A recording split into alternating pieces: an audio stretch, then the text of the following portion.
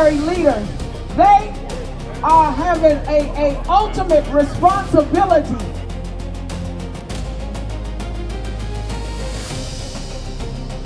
तो ईरान से जुड़ा अपडेट लगातार हम आपको दे रहे हैं। अमेरिकी राष्ट्रपति डोनाल्ड ट्रंप ने 28 फरवरी को जब इजराइल के साथ मिलकर ज्वाइंट ऑपरेशन को अंजाम दिया तो उस वक्त कहा था कि वो ईरान में रिजीम चेंज करेंगे, लेकिन अब उल्टा होता दिखाई दे रहा है। जहां ट्रंप की धमकियों के बाद ईरान की जनता जो है वो अपनी सरकार के समर्थन में सड़कों पर उतरी है, वहीं अमेरिका में अब ट्रंप का विरोध शुरू हो गया है। ट्रंप के खिलाफ जो है सड़कों पर लोग उतरने लगे हैं। वॉशिंगटन डीसी व्हाइट हाउस के बाहर जो है वो विरोध प्रदर्शन देखने को मिल रहा है।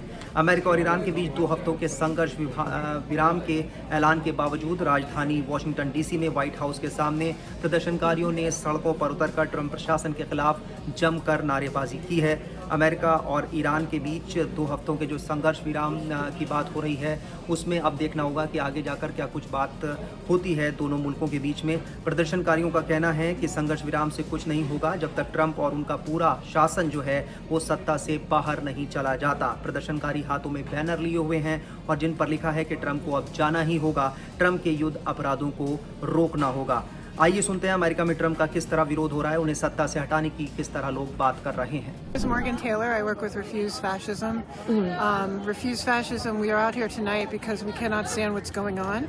We cannot wait till the elections. The elections are not going to save us. What's happening in this country needs to stop now.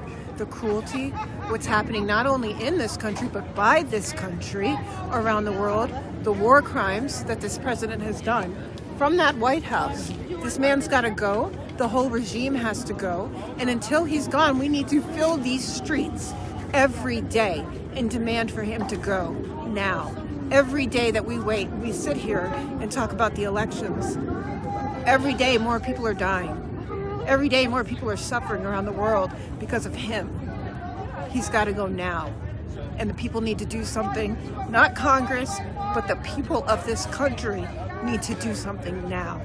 Suppose that I am strongly opposed to any foreign military action that involves so many civilian casualties. I don't believe that the U.S. military should be bombing Iran with no pretext, recklessly, to the detriment of both countries, of all countries in the region. This was a foregone conclusion. Every single military advisor the president had could have told him that the Strait of Hormuz would have ended up closed, that the Gulf states, that Israel would have ended up bombed, that by eliminating the Department of Defense sub-departments that were responsible for minimizing civilian casualties such that they functioned, we would have ended up with a incredible surplus of civilian casualties with schools and hospitals bombed.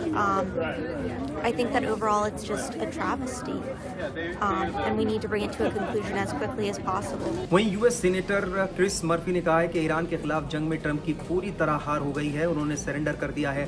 Donald Trump ने Iran को straight of Hormuz पर control देने पर सहमति दे दी है। ये दुनिया के लिए बहुत ही असाधारण और विनाशकारी बात है।